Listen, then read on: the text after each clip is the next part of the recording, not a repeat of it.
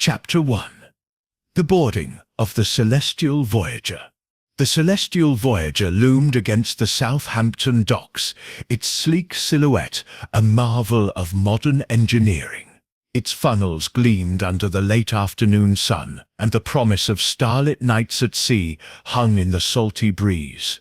Hercule Poirot, impeccably dressed in a tailored overcoat and polished shoes, adjusted his spectacles and surveyed the scene with his little grey cells already at work. A holiday, the captain had insisted, but Poirot knew mysteries had a way of finding him, even amidst such splendour. The gangway buzzed with passengers, aristocrats in furs, industrialists with cigar cases, and artists clutching portfolios. Porters scurried, hauling trunks embossed with monograms. Poirot's moustache twitched as he noted the diversity of travellers, each, no doubt, with secrets as carefully packed as their luggage. He ascended the gangway, his cane tapping rhythmically, and stepped onto the polished teak deck. A steward, crisp in his white uniform, greeted him. "Monsieur Poirot, welcome aboard. Your suite is on the Prominard deck, starboard side." Poirot nodded, his eyes scanning the crowd. The Celestial Voyager was no mere ship. It was a floating palace, its interiors rumoured to rival Versailles. He intended to savour its elegance, but first he must observe. The captain's welcome gala was held in the grand ballroom, a cavernous space where crystal chandeliers cast prisms across velvet drapes. A string quartet played Vivaldi, and waiters glided with trays of champagne. Poirot, sipping a flute, positioned himself near a marble pillar, the better to study the guests. His gaze fell first on Lady Evelyn Warwick, an heiress whose emerald gown drew whispers. She clutched a silver locket, her fingers nervous, her smile strained as she conversed with a dowager. A woman with a secret, Poirot mused. Across the room, Mr. Theodore Grayson, an American tycoon, held court with a booming laugh. His pinstriped suit strained against his broad frame, and a gold watch chain glinted at his waist. He gestured expansively, regaling a group with tales of his steel empire, but Poirot noted his eyes darting to the door. Expecting someone, or avoiding them. Near the quartet stood Monsieur Claude Lefebvre, a violinist whose dark curls and soulful eyes charmed a cluster of admirers. He bowed over a lady's hand, his smile disarming, yet Poirot caught a flicker of unease as Lefebvre glanced at Lady Evelyn. A connection, perhaps. The violinist's fingers, Poirot noted, bore calluses not just from strings but from something rougher, work unbefitting a musician. The final figure of interest was Colonel Reginald Hargrove, retired from the British Army, whose erect posture and clipped moustache bespoke military precision. He stood alone, nursing a whisky, his eyes scanning the room with a predator's focus. Poirot sensed a man accustomed to command, yet burdened by some unspoken weight. The captain, a silver-haired Norwegian named Lars Eriksson, took the dais.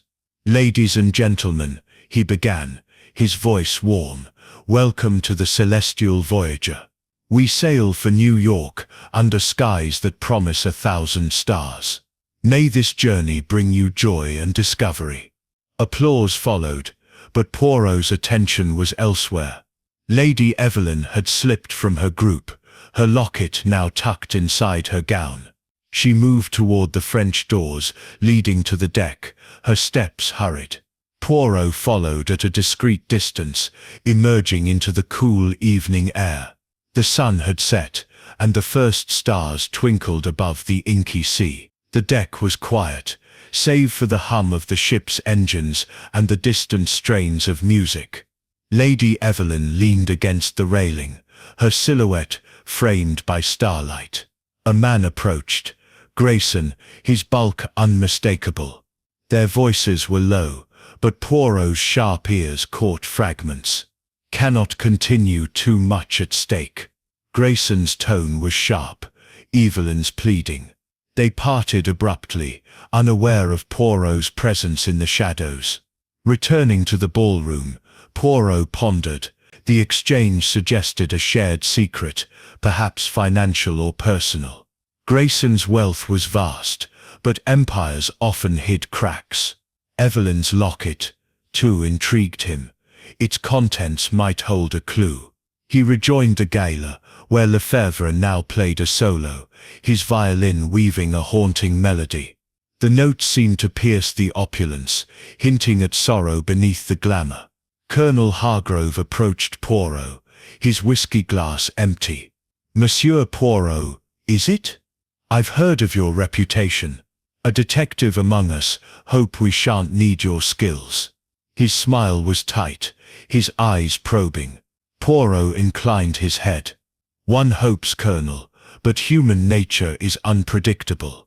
Hargrove grunted, moving off, but Poirot noted his hand trembled slightly. As the gala wound down, Poirot retired to his suite, a haven of silk wallpaper and mahogany. He stood at his porthole, gazing at the starlit horizon. The celestial voyager was a microcosm of society, wealth, ambition, and secrets colliding under a celestial canopy.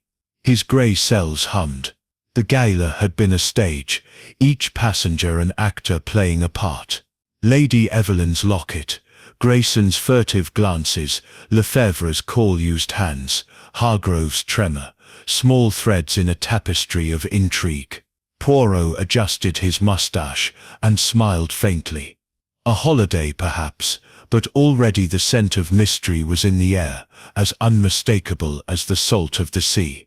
He would watch, and listen, and wait. The stars above held their secrets, but Hercule Poirot would uncover those below. Chapter 2. Whispers in the Starlit Steamship. The celestial voyager glided through the Atlantic, its engines a low hum beneath the vast canopy of stars. Hercule Poirot, unable to sleep after the gala's glittering display, donned his overcoat and stepped onto the promenade deck. The night air was crisp, carrying the tang of salt and the promise of secrets. The ship, so vibrant hours ago, now lay in a hush, its decks bathed in silver starlight. Poirot's cane tapped softly as he moved, his eyes sharp, his little grey cells alert to the undercurrents of human nature. The deck was nearly deserted, save for a lone crewman polishing a railing and a couple murmuring at the far end. Poirot paused by a lifeboat, its canvas cover swaying gently in the breeze. He adjusted his scarf, savouring the quiet, but his instincts told him this tranquility was a facade. A ship like this, filled with wealth and ambition, was a crucible for hidden desires. He intended to observe, to listen, to catch the whispers that betrayed the heart. A soft clink drew his attention, a glass rolling along the deck, stopping near a shadowed alcove. Poirot approached, his curiosity piqued. In the alcove stood Lady Evelyn Warwick, her emerald gown replaced by a dark shawl, her locket glinting faintly in the starlight. She faced Mr. Theodore Grayson, whose bulk loomed over her. Their voices were low, urgent, and Poirot, hidden by a pillar, strained to hear. "You promised discretion," Evelyn hissed, her fingers clutching the locket. "If this comes to light, we're both ruined." Grayson's growl cut through the night. "Keep your voice down, Evelyn. I've handled my end. You'd best do the same." He leaned closer, his gold watch chain catching a star's gleam. "No one must know, not yet." Poirot's moustache twitched. A conspiracy, perhaps? Financial, romantic, or something darker? Evelyn's shoulders stiffened, and she turned away, her shawl slipping to reveal a tense jaw. Grayson stormed off toward the ship's stern, his footsteps heavy. Poirot noted the time, midnight. The encounter was no chance meeting. It reeked of premeditation. He continued his stroll, the stars above mirroring the ocean's inky depths. Near the ship's bow, another sound caught his ear, a soft sob quickly stifled. Monsieur Claude Lefebvre, the violinist, leaned against the railing, his dark curls dishevelled, his bow hand trembling. A cigarette glowed between his fingers, its smoke curling upward like a phantom. Poirot approached, his manner genial. "Monsieur Lefebvre, the night is beautiful, non. Yet you seem troubled." Lefebvre started, his eyes darting to Poirot. "Monsieur Poirot, I merely needed air." The gala was stifling. His French accent was polished, but a roughness undercut it, as if rehearsed. He flicked the cigarette into the sea, where it vanished without a trace. Poirot smiled. "The stars, they inspire reflection. Perhaps they also reveal what we wish to hide." "We?" Lefebvre's laugh was forced, and he excused himself, retreating toward the cabins. Poirot noted a callus on his thumb, too coarse for a musician. A man of contradictions, this violinist. The deck grew quieter, the crewmen now gone. Poirot's gaze fell on a discarded program from the gala, fluttering against a deck chair. He retrieved it, noting a scrawled note in the margin. "Meet me, 1 a.m., library." The handwriting was elegant, feminine. Lady Evelyn's, or another's? The library, with its oak shelves and starlit windows, was a place for secrets. Poirot pocketed the program, his mind turning. A new figure emerged, Colonel Reginald Hargrove, his military bearing unmistakable, even in civilian attire. He walked with purpose, his eyes scanning the deck. Seeing Poirot, he paused, his whiskey-scented breath clouding the air. "Can't sleep, Poirot. Too many stars to count."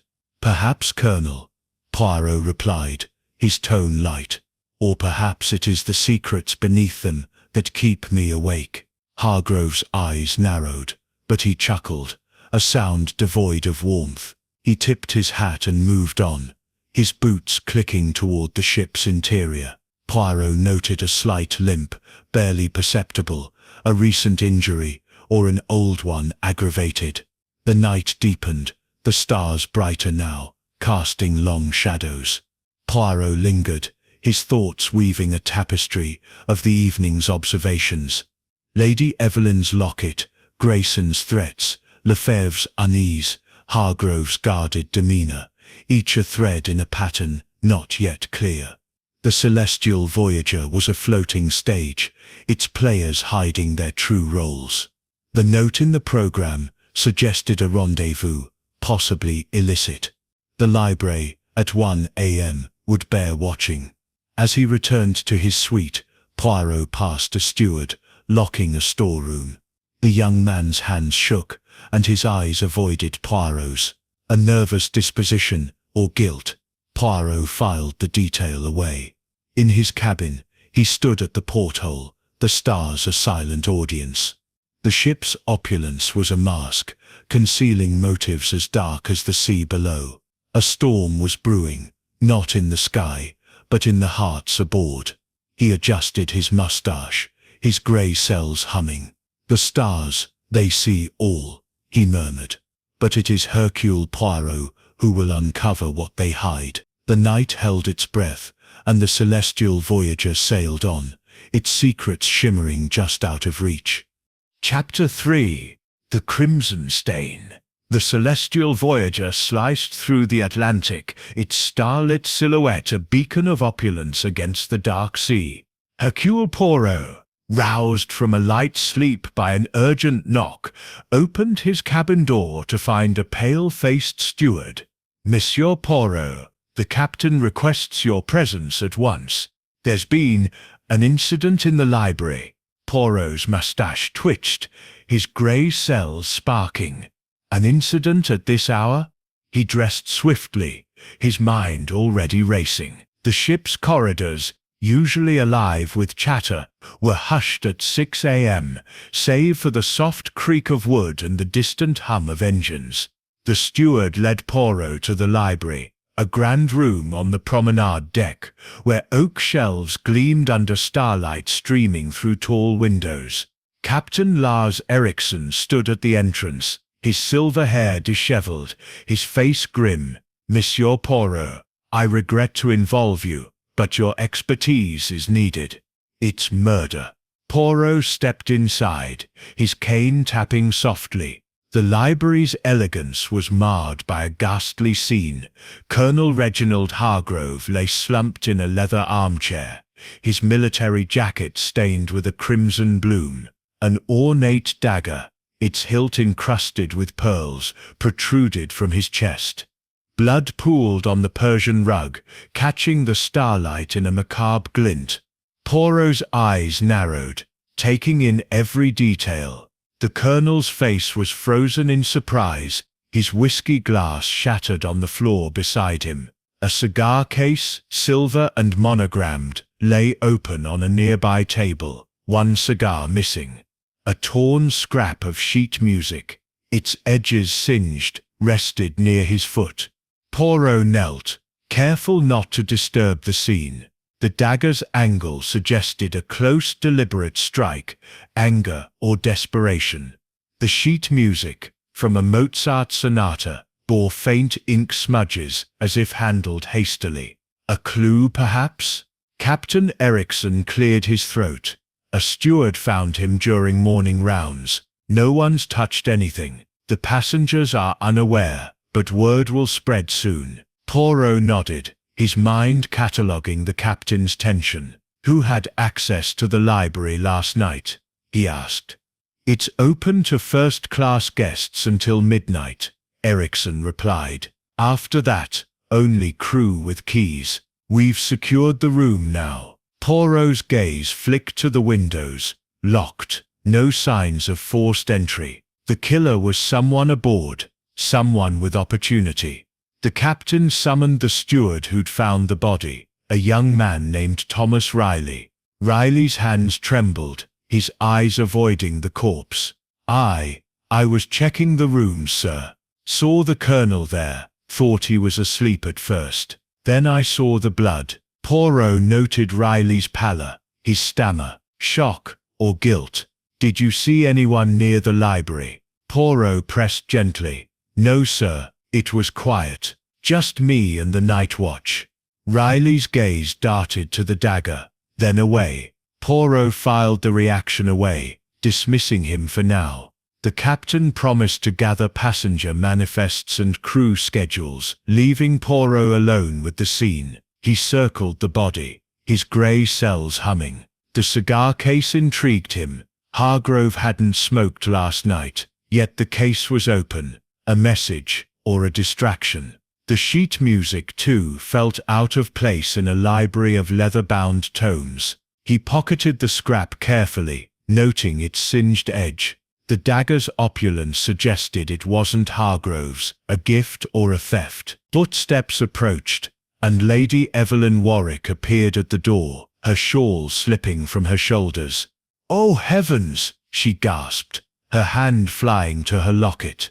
"Is he?" Poirot stepped forward, his voice calm. "Madame, please do not enter. The colonel is dead. You were acquainted." Her eyes widened, but she recovered quickly. "Only in passing." He was courteous. Her fingers tightened on the locket. A nervous tick, Poirot noted. "I couldn't sleep, came for a book." Her excuse felt thin, her presence at dawn suspicious. Poirot escorted her out, promising to speak later. Next came Mr. Theodore Grayson, summoned by the captain. The tycoon's face reddened at the sight of the body. "Good Lord, stabbed. On my ship." Poirot raised an eyebrow. "Your ship, Monsieur Grayson." Grayson blustered. "Figure of speech. I invested heavily in this voyage." "Who do this?" His outrage seemed genuine, but Poirot caught a flicker of fear in his eyes. Monsieur Claude Lefebvre arrived last, his violin case in hand, his charm dimmed by the early hour. "Mon Dieu, what horror!" he murmured, his gaze lingering on the dagger. "I played in the ballroom last night, then retired. I saw nothing." His alibi was smooth, but Poirot noted his cool-used hands clenching the case tightly. The passengers dispersed, and Poirot stood alone, the stars fading as dawn crept over the horizon. The library, once a haven of intellect, now reeked of violence. Hargrove's military past, hinted at by his bearing, might hold motives, enemies' debts or betrayals. The dagger, cigar case, and sheet music were threads in a tapestry of deceit. Lady Evelyn's locket, Grayson's fear, Lefebvre's tension. Each passenger carried a shadow. Poirot adjusted his moustache, his eyes gleaming. "The stars, they witness all," he murmured. "But it is Poirot who will unravel this crime." The celestial voyager sailed on, its opulence tainted by blood, its secrets locked in the hearts of those aboard. The grey cells were at work, and the truth, like the dawn, would soon break. Chapter 4. Secrets in the smoking room. The celestial voyager hummed through the night, its decks bathed in the soft glow of stars. The stars. Hercule Poirot, his mind a whirl of deductions, made his way to the smoking room, a sanctuary of mahogany panels and leather armchairs, where the air hung heavy with cigar smoke and secrets. The murder of Colonel Hargrove had cast a pall over the ship, and Poirot, summoned by Captain Ericsson to question key passengers, knew the truth lay in the subtleties of human behavior. His grey cells were alert, ready to unravel the threads of deceit. The smoking room, lit by bronze sconces, exuded masculine opulence. A starlit porthole framed the endless sea, its calm belying the storm brewing among the passengers. Poirot settled into a high-backed chair, his cane resting beside him, and awaited his first interviewee, Mr. Theodore Grayson, the American tycoon whose bluster at the crime scene had masked a flicker of fear. Grayson entered, his pinstriped suit straining as he sank into a chair. He lit a cigar, its smoke curling upward like a question mark. "Monsieur Poirot, this is a damned mess," he growled, his gold watch chain glinting. Hargrove was a tough old bird. Who'd want him dead?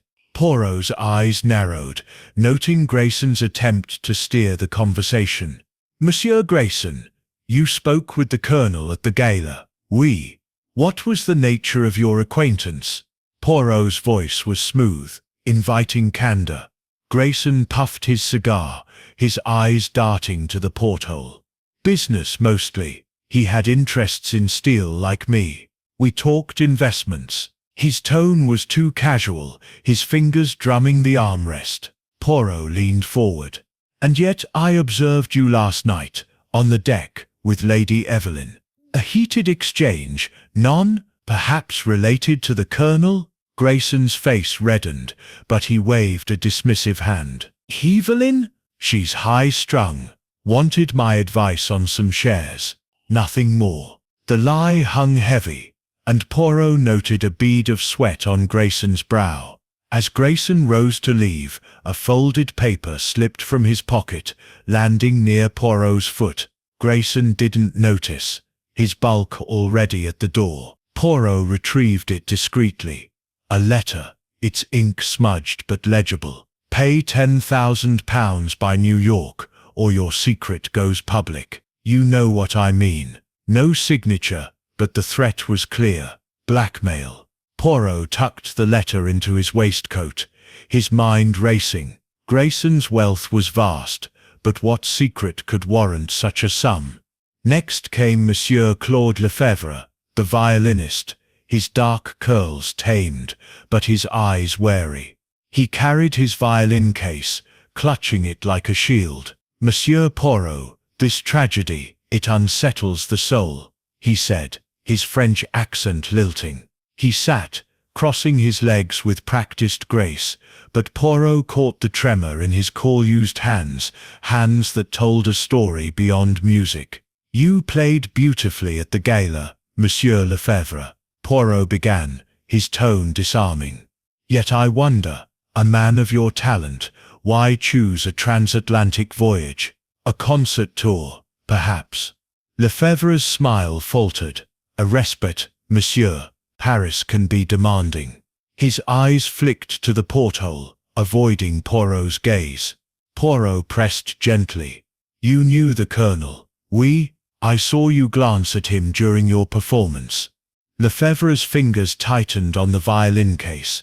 Only by reputation. A military man, respected. His words were smooth, but Poirot noted a slight crack in his voice. And last night, after the gala, you were on deck. Troubled, perhaps? Lefebvre's jaw clenched. I needed air. The stars, they calm me. Poirot smiled, his moustache twitching. The stars, they see much, but they do not speak. Fortunately, Hercule Poirot does. Lefebvre's laugh was hollow, and he excused himself, claiming a rehearsal. As he left, Poirot noticed a faint ink stain on his cuff, similar to the smudges on the blackmail letter. A coincidence, or a connection? Alone, Poirot examined the letter again. The handwriting was precise, almost feminine, but the smudges suggested haste. Was Grayson the target, or the sender? And Lefebvre's ink-stained cuff, did it tie him to the note, or merely to his sheet music? The Colonel's murder, with its ornate dagger, felt personal, yet the blackmail hinted at broader schemes. Poirot's grey cells hummed, weaving Grayson's fear, Lefebvre's unease, and the letter into a tapestry of motives. The smoking room's air grew thicker, the starlight, dimming as clouds gathered outside. Poirot rose, his cane tapping softly. The celestial voyager was a gilded cage, its passengers bound by secrets as dark as the sea.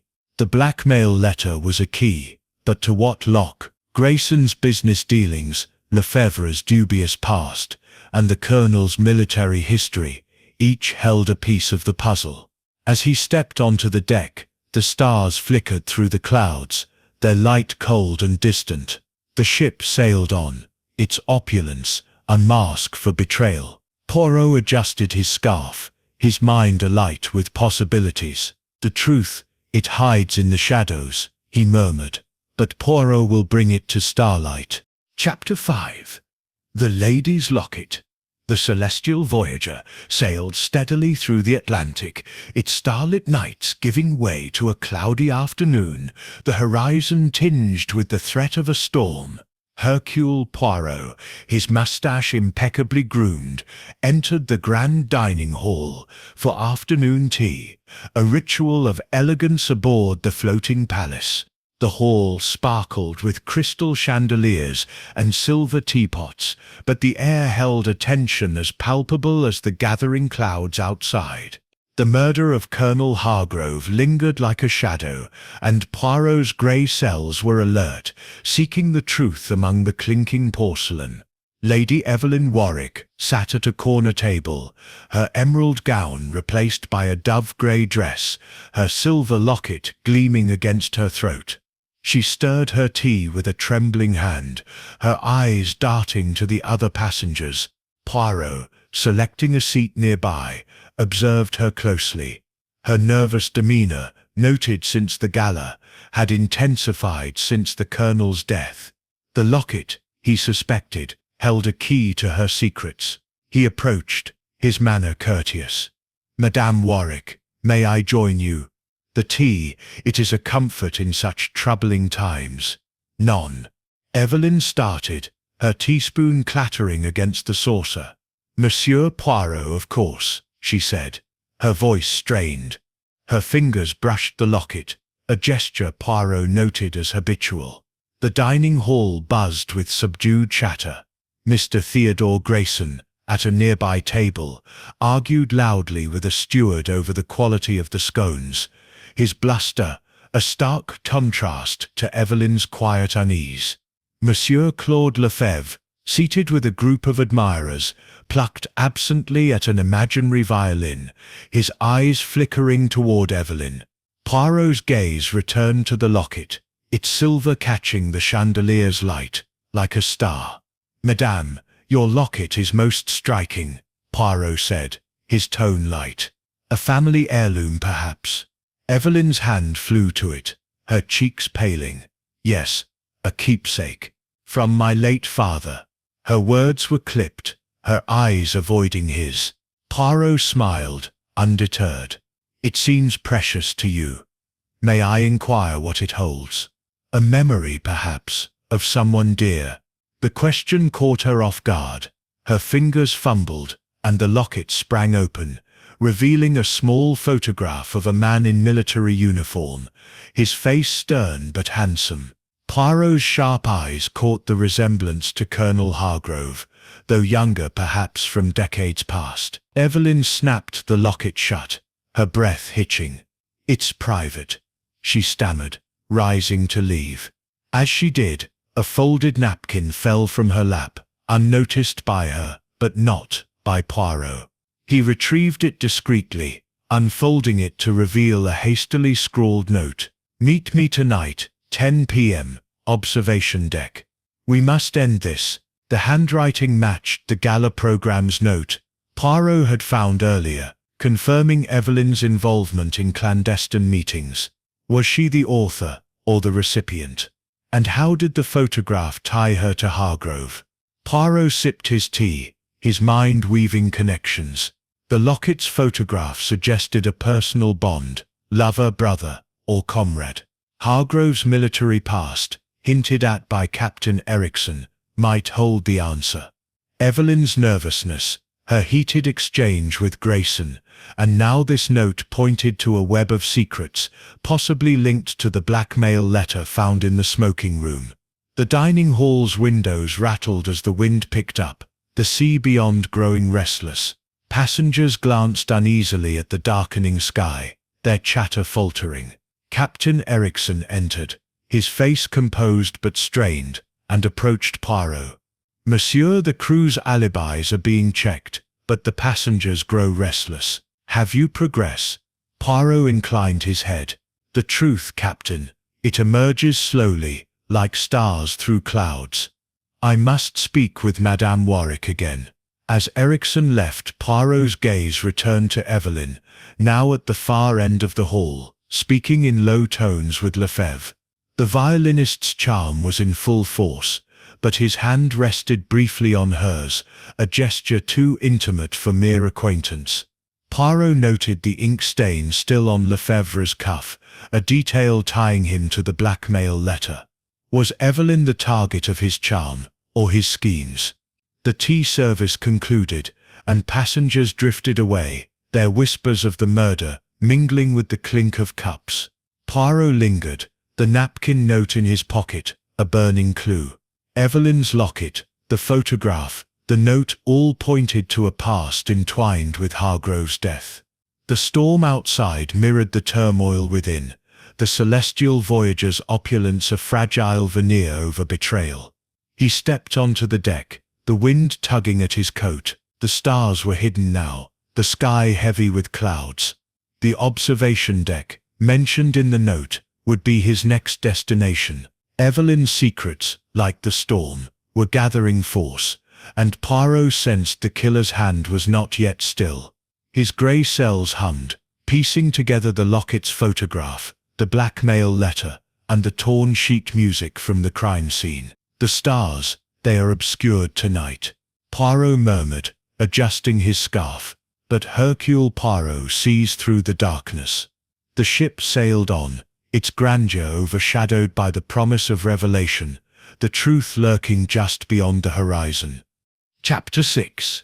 The Captain's Confession. Celestial Voyager carved its path through the Atlantic, its decks awash in starlight that flickered through gathering clouds. Hercule Poirot, his cane tapping softly, followed Captain Lars Ericsson through the ship's labyrinthine corridors to the captain's private office. The murder of Colonel Hargrove had tightened its grip on the passengers, their whispers of fear echoing in the gilded halls. Poirot's grey cells were alight, piecing together the threads of Lady Evelyn's locket, Grayson's blackmail letter, and the torn sheet music. The captain's summons promised new revelations. The office, A compact room of polished oak and nautical charts, smelled of pipe tobacco and sea salt.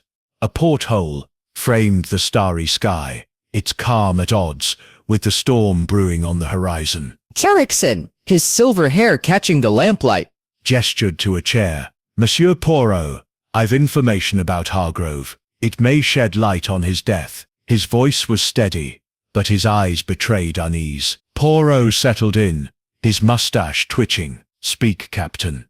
The past, it often holds the key to the present crime. Ericsson nodded, pouring 2 glasses of brandy. Hargrove was no ordinary colonel. In India, 20 years ago, he led a regiment through a scandal, a botched campaign, men lost, and rumors of misappropriated funds. Some said he betrayed his own for profit. He retired under a cloud. Enemies aplenty. Poirot's eyes narrowed. Enemies who might be aboard. Ericsson hesitated. Possibly. I knew Hargrove from my Navy days. He was a guest on this voyage, invited by an investor. Grayson, I believe. But I heard whispers among the crew. Hargrove was asking questions, poking into old wounds. Poirot sipped his brandy, the captain's words aligning with Grayson's nervous bluster, and Evelyn's secretive locket. Merci, Captain, and the crew, any with grudges against Hargrove? Ericsson frowned. One perhaps. Thomas Riley, the steward who found the body. He's young, jumpy. His father served under Hargrove in India, died in that campaign. Riley never speaks of it, but I've seen him scowl at the colonel's name. Poirot filed the detail away, recalling Riley's trembling hands in the library. The captain excused himself to oversee the bridge, leaving Poirot to reflect. Hargrove's past suggested motives rooted in betrayal or revenge. Was Riley's grief a spark for murder, or did Grayson's investment tie him to the colonel's old sins? Poirot stepped onto the deck, the starlight now dimmed by clouds, the air heavy with the scent of rain. The ship rocked gently, its opulence a fragile shield against the gathering storm. He sought out Riley, finding him polishing silver in the crew's mess, a cramped room below deck. The steward's hands shook as he worked, his eyes darting to Poirot. Monsieur Poirot, I've nothing more to say about the colonel. His voice cracked, his knuckles whitening around a spoon. Poirot's tone was gentle but probing. Monsieur Riley, your father served with Hargrove. None. A painful history, perhaps. Riley's face paled. Heard that, did you? My father died because of Hargrove's orders, but I didn't kill him. I was on duty all night. His protest was fervent, but Poirot noted a bead of sweat on his brow. As Riley turned to stack trays, a small object fell from his apron. A bloodied glove, its cuff stained crimson. Poirot's heart quickened, but he kept his expression neutral. You dropped something, monsieur. Riley froze, then snatched the glove, muttering, must have picked it up in the library. Didn't notice. Poirot let him go, his mind racing. The glove, too small for Riley's hands, suggested another's involvement. A woman's, perhaps. Lady Evelyn's slender fingers came to mind, but so did the ink-stained cuffs of Lefebvre. The glove, like the torn sheet music and blackmail letter, was a thread in the tapestry of deceit. Poirot pocketed a mental note to examine the glove later, if it could be retrieved. Back on the promenade deck, the passengers' paranoia was palpable. A group huddled near the railings, their voices low, casting glances at one another. Lady Evelyn, her locket hidden beneath a high collar, avoided Poirot's gaze. Grayson, puffing a cigar, barked at a waiter, his bravado strained. Lefebvre, practicing scales on an imaginary violin, seemed lost in thought, his eyes flickering to the horizon. The stars, now faint, offered no clarity, only mystery. Poirot stood by the railing, the sea churning below. Hargrove's enemies, Riley's grief, the bloodied glove, all pointed to a motive deeper than a single act of violence. The storm clouds thickened, their shadows swallowing the starlight. The celestial voyager sailed on, its grandeur tainted by suspicion, its passengers bound by secrets as turbulent as the approaching tempest. Poirot adjusted his scarf, his grey cells humming. The stars, they hide tonight, he murmured. But Hercule Poirot will find the light of truth. The ship trembled under the first gusts of wind, and the mystery deepened, its answers lurking in the shadows of the past. Chapter 7. The Midnight Waltz. The celestial voyager sailed through the Atlantic, its starlit silhouette a beacon of elegance against the restless sea. In the grand ballroom, a midnight waltz unfolded, a dazzling spectacle to lift the spirits after Colonel Hargrove's murder. Hercule Poirot, resplendent in a tailored tuxedo, stood near a marble pillar, his moustache perfectly waxed, his grey cells attuned to the undercurrents beneath the glamour. The ballroom's massive windows framed a canopy of stars, their light dancing across crystal chandeliers and polished parquet floors. Yet Poirot knew the opulence masked a web of deceit. The string quartet, led by Monsieur Claude Lefebvre's haunting violin, filled the air with Strauss's lilting melodies. Couples swirled in a kaleidoscope of silks and tails, their smiles brittle under the weight of suspicion. Poirot's eyes scanned the dancers, noting alliances and rivalries. Lady Evelyn Warwick, in a sapphire gown, glided with a young diplomat, her locket tucked beneath her neckline, her gaze flickering nervously. Mr. Theodore Grayson, his bulk awkward in formal wear, partnered a dowager, his loud laugh jarring against the music. The passengers danced, but their eyes betrayed fear. Poirot sipped a flute of champagne, his attention drawn to Lefebvre. The violinist's bow moved with hypnotic grace, but his dark curls fell over eyes that darted to Evelyn.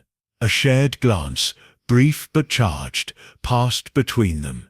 Poirot's mind flashed to the ink stain on Lefebvre's cuff, the blackmail letter, and Evelyn's locket photograph. Were they lovers, conspirators, or both? The violin's notes, mournful beneath their elegance, seemed to echo their secrets. Captain Lars Eriksson, impeccable in his dress uniform, approached Poirot. "Monsieur, the passengers needed this distraction, but I fear it won't last. Any progress?" Poirot inclined his head. "The truth, Captain, it waltzes in plain sight, yet hides its steps. I observe, and the puzzle takes shape." Eriksson nodded, his face strained, and moved to greet a group of dignitaries. Poirot's gaze shifted to the sidelines, where Thomas Riley, the steward, served drinks with a tense demeanor. The blooded glove from the crew's mess haunted Poirot's thoughts. Riley's father, dead under Hargrove's command, gave him motive, but the glove's size suggested another hand. Riley caught Poirot's stare and spilled a glass, his hands shaking. Poirot filed the reaction away, his suspicions deepening. The waltz reached its crescendo, the dancers spinning faster, their reflections shimmering in the starlit windows. Evelyn broke from her partner, slipping toward a velvet-curtained alcove. Lefebvre, his solo complete, handed his violin to a colleague and followed, his movements discreet but deliberate. Poirot, unnoticed, trailed them, his cane silent on the carpeted edge of the ballroom. In the alcove, their voices were low, urgent.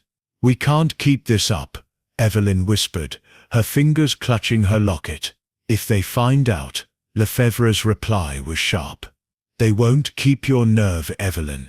Poirot, hidden by the curtain, noted the intimacy of their tone, the shared secret binding them. A rustle interrupted them, and they parted swiftly, Evelyn returning to the dance floor, Lefebvre to his quartet.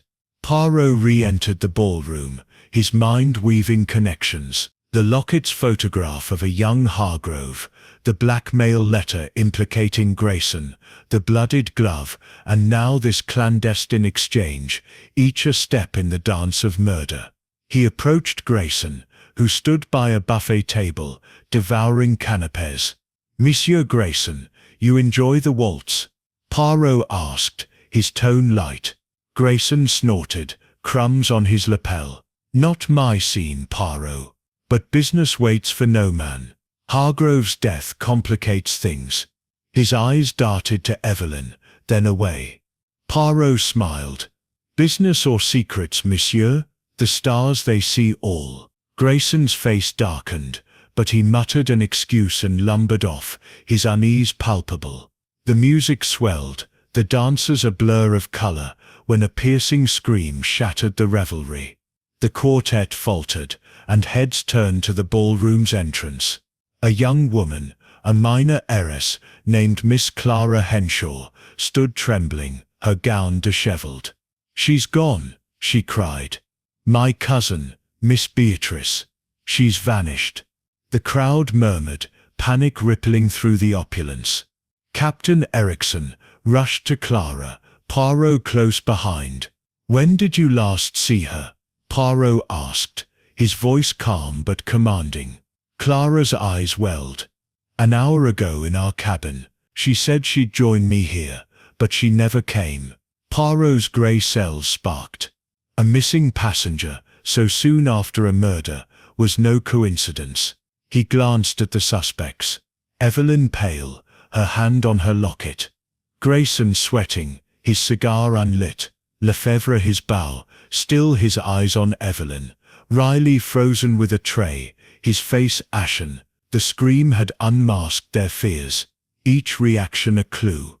The starlight, streaming through the windows, cast long shadows, as if the night itself held its breath. Poirot addressed Ericsson. "Captain, seal the ballroom. No one leaves until we account for Miss Beatrice." The captain nodded, signalling stewards to guard the doors. The waltz was over, the glamour tarnished by dread.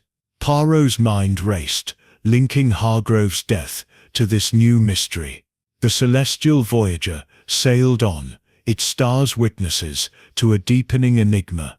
He adjusted his moustache, his eyes gleaming. "The dance of truth begins," he murmured.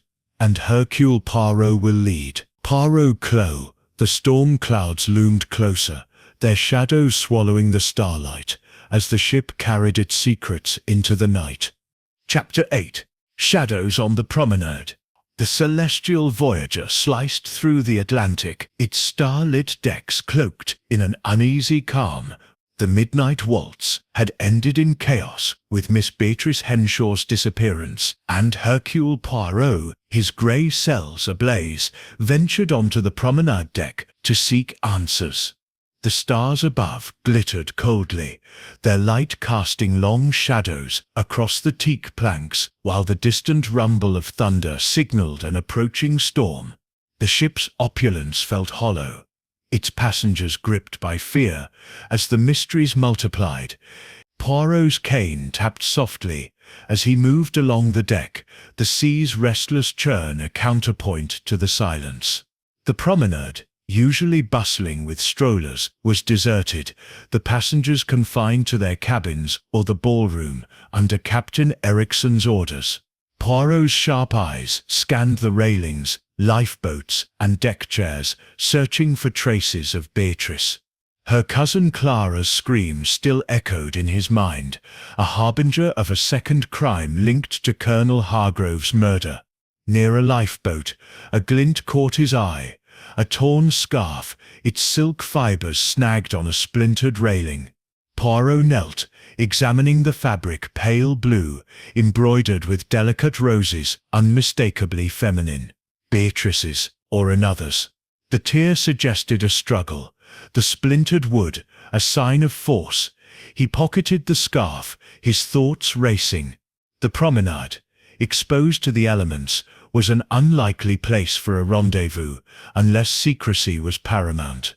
Further along, tucked beneath a coiled rope, Poirot found a crumpled note, its ink blurred by dampness but legible. "Leave it alone, or you'll end like him." The handwriting was sharp, masculine, unlike the feminine scrawl of Evelyn's notes. A threat, tied to Hargrove's death. Poirot's moustache twitched. The note and scarf pointed to foul play, and Beatrice's absence felt ominously connected to the Colonel's bloodied body in the library.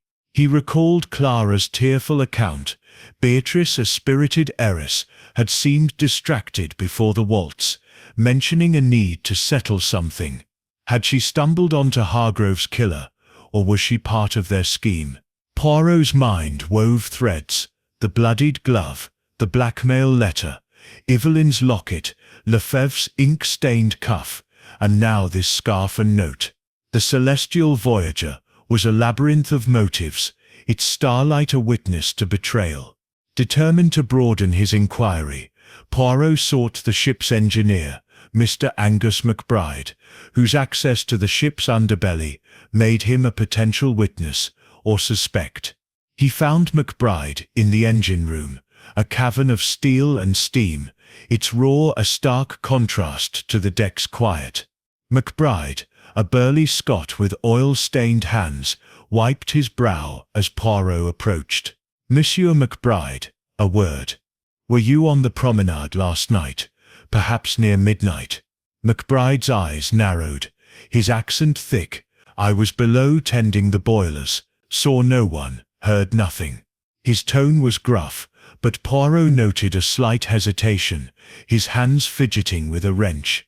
"And Miss Beatrice, did you know her?"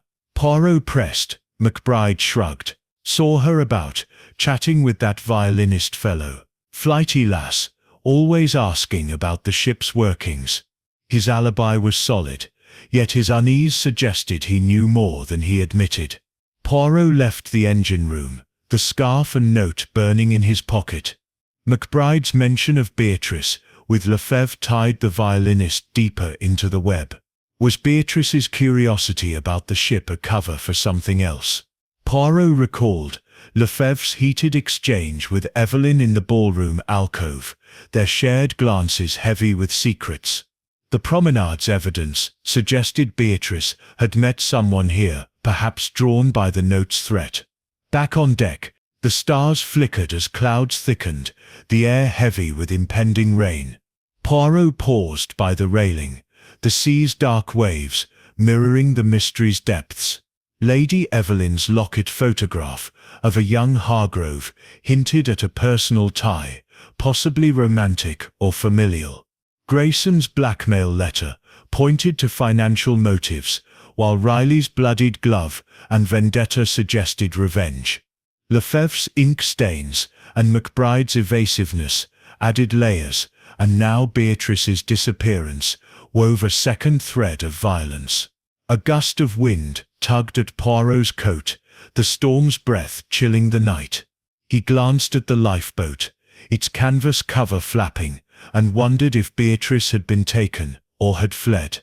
The scarf's roses, delicate yet torn, echoed Evelyn's nervous grip on her locket.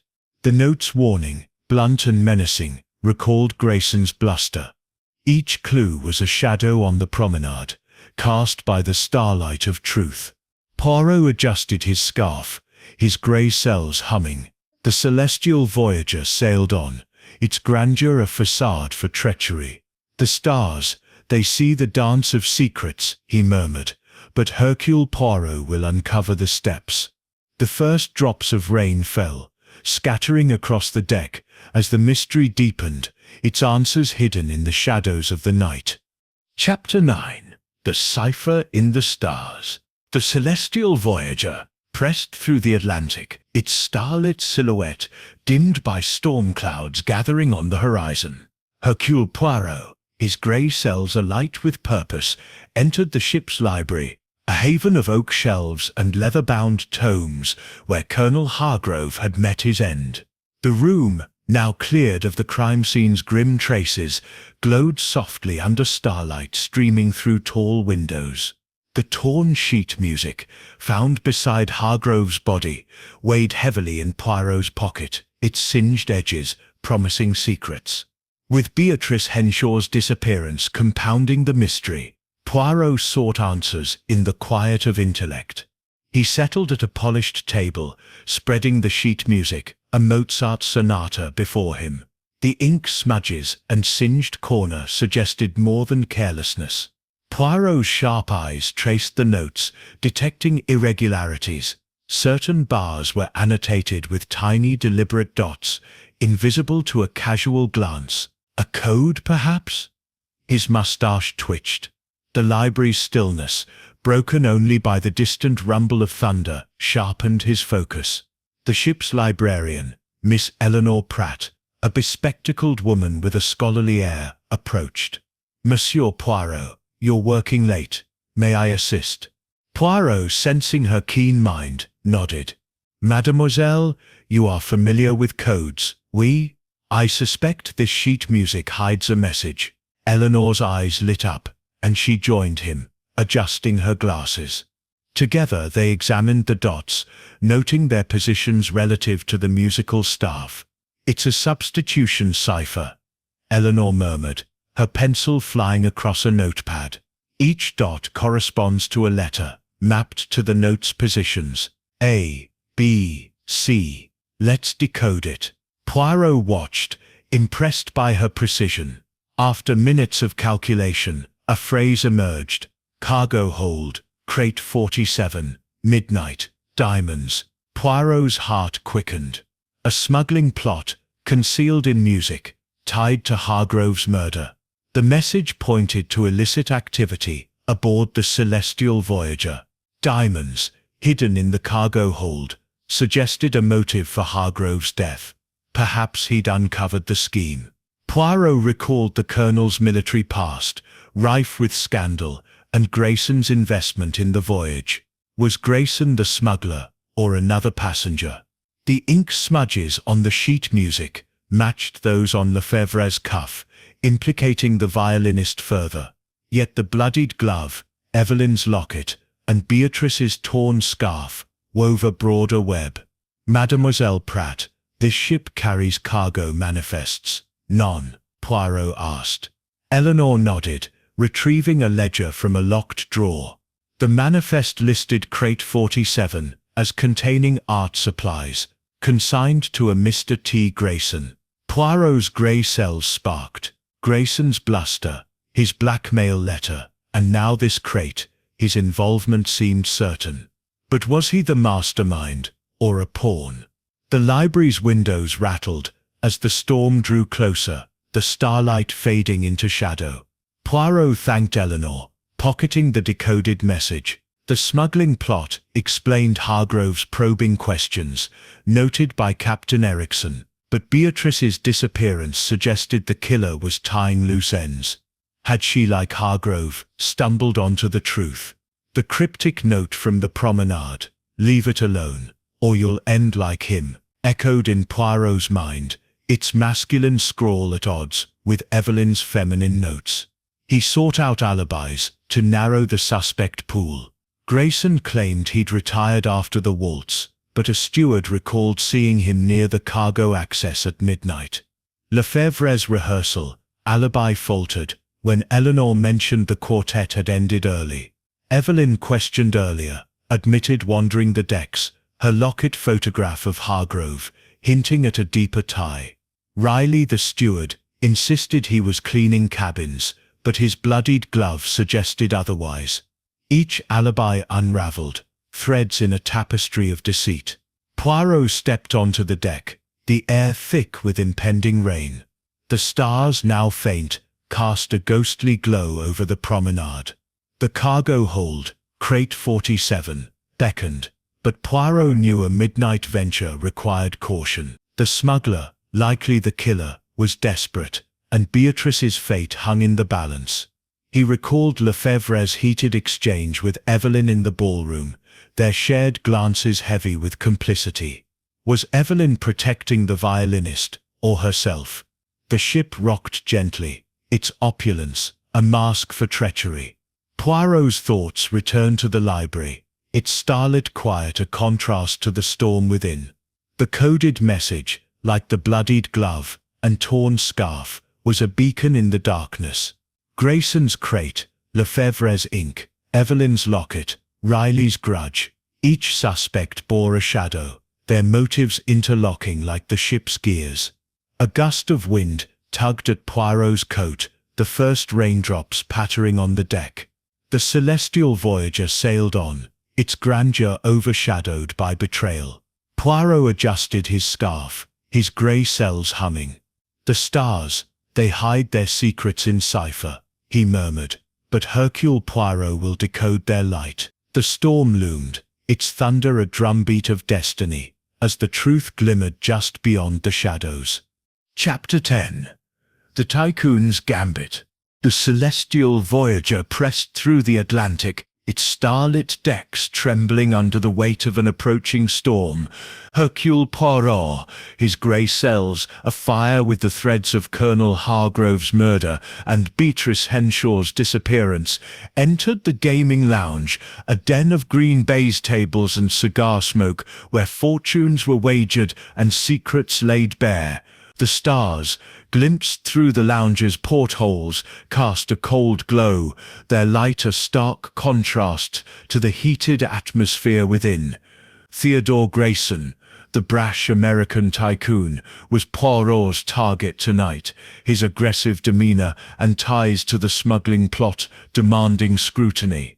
The lounge buzzed with low stakes and high tensions, passengers seeking distraction from the ship's grim mysteries. Grayson dominated a poker table, his bulk hunched over a pile of chips, his gold watch chain glinting as he slapped cards down with a scowl. Poirot, his cane resting against a chair, took a seat opposite, his demeanor calm but piercing. "Monsieur Grayson, you play with vigor," he said, his voice smooth. "A man of such passion, he must have much at stake, non?" Grayson's eyes flicked up, narrowing. "Just passing the time, Poirot. What's your game?" His tone was gruff, but Poirot caught a tremor in his hand, a bead of sweat on his brow. The tycoon's bravado, so evident at the gala, was fraying, his fear palpable since the discovery of the blackmail letter and the coded message in crate 47. Poirot leaned forward, his mustache twitching. "My game, monsieur, is truth. You knew Colonel Hargrove through business, investments perhaps, tied to this voyage." Grayson snorted, tossing a chip into the pot. "Hargrove was a partner in a steel venture. Old news, his death's bad for business, that's all." His words were clipped, but Poirot noted his gaze darting to the door, as if expecting an interruption. The lounge's air thickened, the storm's distant thunder echoing the tension. Poirot's mind wove the clues, the blackmail letter demanding £10,000, the coded message about diamonds in Grayson's crate, and his heated exchange with Lady Evelyn on the deck. And this venture? Poirot pressed. It involved crate 47, in the cargo hold. Art supplies, or something more precious. Grayson's face reddened, his cigar nearly snapping in his fingers. "You're fishing, Poirot. I ship supplies, not secrets." As the game paused, a steward approached, delivering a folded document to Grayson, who stuffed it into his jacket with a scowl. Poirot's sharp eyes caught a glimpse, embossed letterhead, official looking. When Grayson rose to refill his whiskey, the document slipped to the floor, unnoticed by the tycoon. Poirot retrieved it discreetly, unfolding it to reveal a contract for a steel shipment signed by Hargrove and Grayson. The signatures, however, were mismatched, the ink too fresh, a forgery meant to cover a financial slight. Fraud, then, was Grayson's game, and Hargrove's knowledge of it, a motive for murder. Poirot returned the document to the table, feigning ignorance as Grayson reclaimed it, his hands unsteady. "Monsieur, you seem troubled," Poirot said, his tone deceptively mild. "Perhaps the Colonel's questions about your business, they weighed heavily." Grayson's eyes blazed. Hargrove was a meddler, sticking his nose where it didn't belong. "But I didn't kill him." His outburst drew glances, and he lowered his voice, muttering, "I'm no murderer." Poirot's grey cells hummed. Grayson's fraud, tied to the smuggling plot, placed him at the heart of the mystery. Had Hargrove threatened to expose him? The blackmail letter, with its masculine scrawl, might be Hargrove's own, targeting Grayson's illicit gains. Yet Beatrice's disappearance complicated the web. Her curiosity about the ship, noted by McBride, suggested she'd uncovered the same secret. The torn scarf, the threatening note, the bloodied glove, all pointed to a killer, desperate to silence witnesses. Outside, the stars dimmed as storm clouds rolled in, the portholes rattling with gusts. Poirot's thoughts turned to the other suspects. Evelyn's locket photograph of a young Hargrove hinted at a personal motive. Lefebvre's ink-stained cuff tied him to the coded message. Riley's grudge and the bloodied glove suggested revenge. Grayson's forged contract, though, was a new thread, its stakes glittering like the diamonds in crate 47. The game resumed. But Grayson's focus faltered, his chips dwindling. Poirot rose, his cane tapping softly. "The stars, Monsieur Grayson. They see the gambits we play," he said, his eyes gleaming. But Hercule Poirot sees through them. Grayson's scowl followed him as he exited, the lounge's smoke curling like a shroud. On the deck, the air was heavy, the first raindrops falling. The celestial voyager sailed on, its opulence a facade for desperation.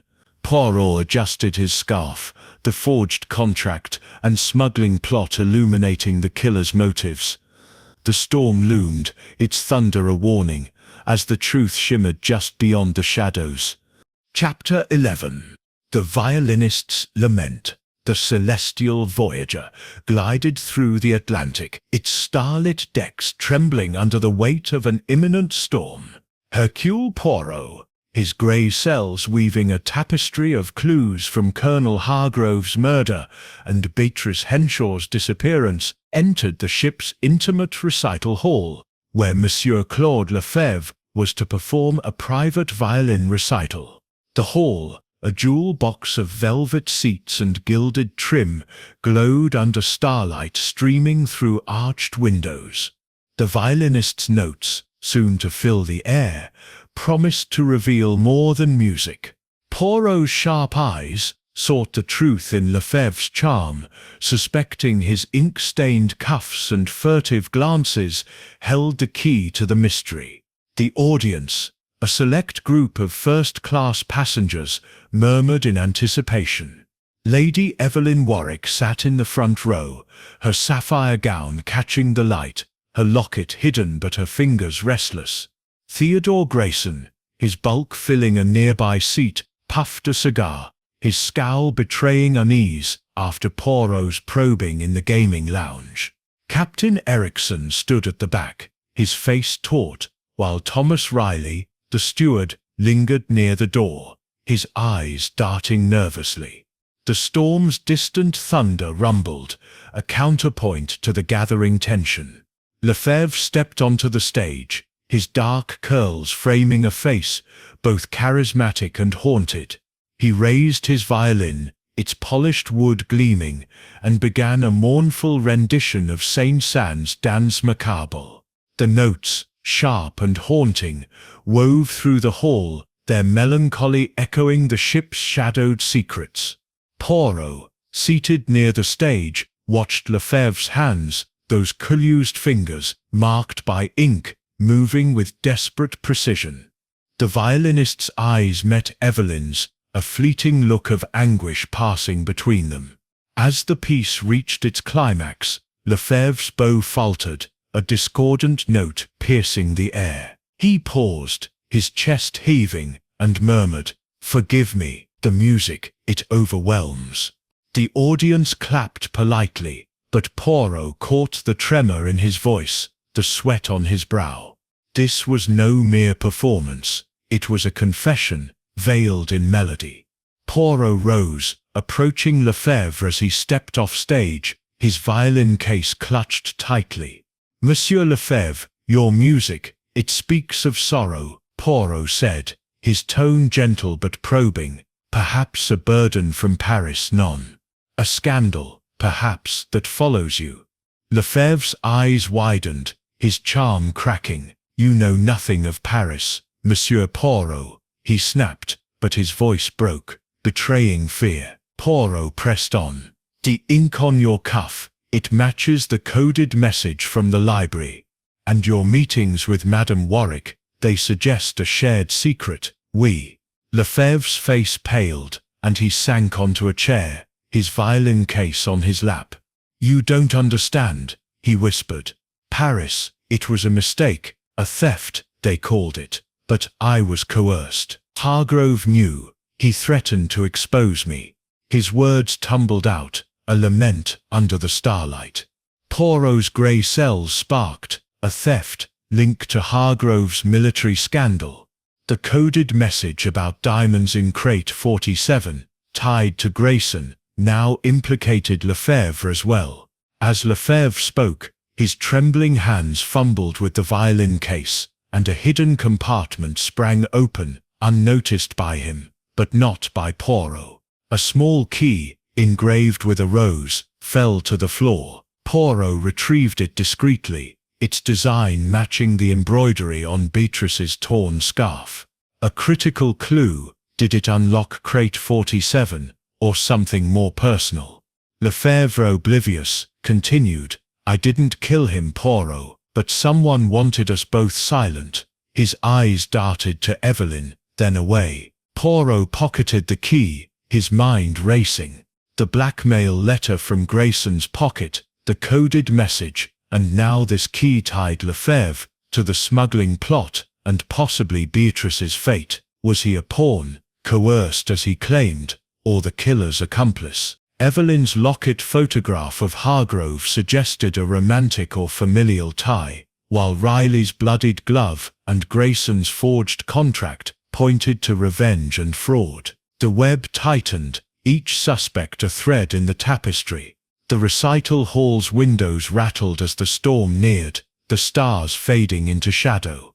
Poirot glanced at Evelyn, who clutched her gown, her face pale. Grayson's cigar smoke curled upward, his eyes fixed on Lefebvre with suspicion. Riley slipped out, his tray rattling, his nervousness a beacon. The violin's lingering notes hung in the air, a lament for secrets unspoken. Poirot stepped outside, the deck slick with the first raindrops. The celestial voyager sailed on, its opulence a mask for desperation. The rose-engraved key burned in his pocket, a link to Beatrice's scarf and the smuggling plot. Lefebvre's confession, Evelyn's glances, Grayson's fraud, all converged under the fading starlight. The storm's thunder rolled closer, a drumbeat of destiny. Poirot adjusted his scarf, his grey cells humming. "The violin weeps, but the stars they know," he murmured. "Hercule Poirot will uncover their song."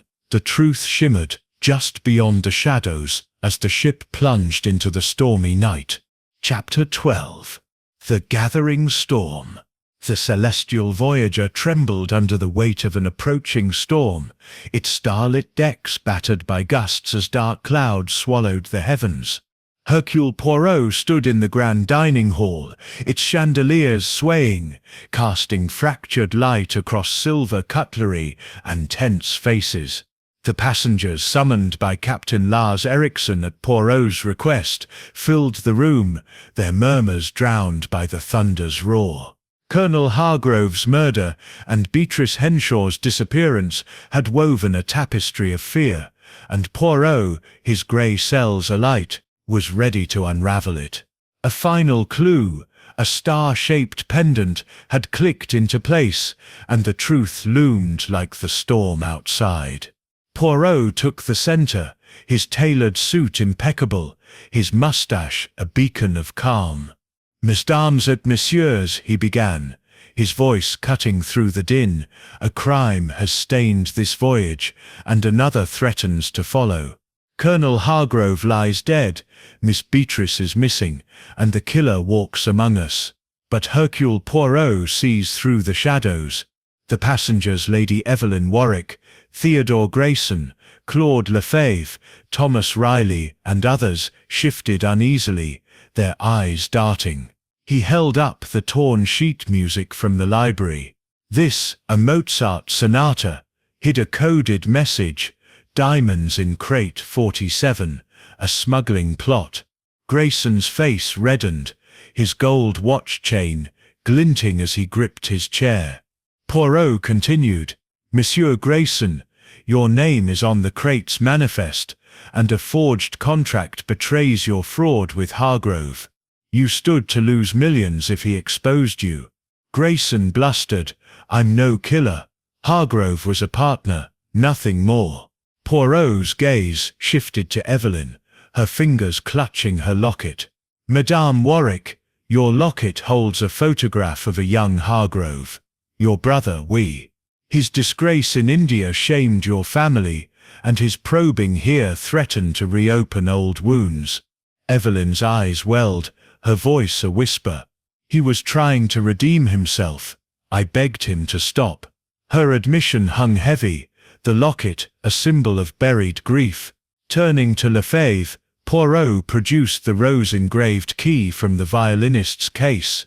Monsieur Lefebvre, this key matches the embroidery on Miss Beatrice's scarf, found torn on the promenade. Your Parisian theft, coerced by Hargrove, tied you to his schemes. You feared exposure. Lefebvre's charm crumbled, his hands trembling. I stole for him, yes, but I didn't kill. He forced me, threatened my career. Poirot held up the bloodied glove, its crimson stain stark. Monsieur Riley, this glove, found in your possession, is too small for your hands. Your father died under Hargrove's command, giving you motive for revenge. Riley's face paled, his stammer returning. I found it in the library. I swear I didn't touch him. The dining hall's windows rattled, rain lashing the glass. Poirot paced, weaving the clues. The blackmail letter from Grayson's pocket, the threatening note from the promenade, the scarf, the coded message. Each of you lied, he said, his eyes piercing. Grayson, your alibi falters. A steward saw you near the cargo hold. Lefebvre, your rehearsal ended early. Evelyn, you wandered the decks. Riley, your duties left gaps. And Miss Beatrice, curious about the ship, stumbled onto the smuggling. A gasp rippled through the room, as Poirot produced a star-shaped pendant, its silver gleaming under the chandelier. This was found in the library, near Hargrove's body, overlooked until now. It belongs to none other than... He paused, his gaze locking on Evelyn. Madame Warwick, this is yours, non? A gift from your brother, worn until recently. Evelyn's hand flew to her throat, her face ashen. I lost it weeks ago, she stammered. Poirot's voice softened, but his words cut. You lied, madame. The pendant places you in the library, at the time of the murder. Hargrove's quest for redemption threatened your family's name, and you acted to silence him. The dagger, a family heirloom, was your handiwork. The room froze, the thunder outside echoing the revelation. Evelyn's eyes darted, but she remained silent, her locket trembling against her chest. Poirot turned to the crowd. Beatrice, too, saw too much. Her scarf, torn in a struggle, suggests she is hidden, perhaps alive, by the killer's hand. He glanced at Lefebvre, whose ink-stained cuffs tied him to the coded message. You, monsieur, helped conceal her, coerced once more. Lefebvre slumped, his silence damning. The storm's fury shook the ship, the chandeliers flickering. Grayson's bluster, Riley's fear, Lefebvre's guilt, all pointed to Evelyn as the linchpin, her pendant the final clue. Poirot's grey cells had woven the threads, locket, glove, scarf, key, and code, into a tapestry of betrayal. The celestial voyager sailed on, its opulence a hollow shell, the stars obscured by the tempest. Poirot adjusted his mustache, his eyes gleaming. The storm gathers, but the truth breaks through, he murmured. The killer's identity shimmered, almost revealed, as the ship plunged into the night's chaos. Chapter 13. The stars reveal all. The celestial voyager sailed towards New York, its decks bathed in starlight, as the storm's fury faded into a serene dawn. Hercule Poirot stood in the ship's intimate lounge, a haven of velvet armchairs and polished wood, where starlight streamed through portholes, casting a silver glow.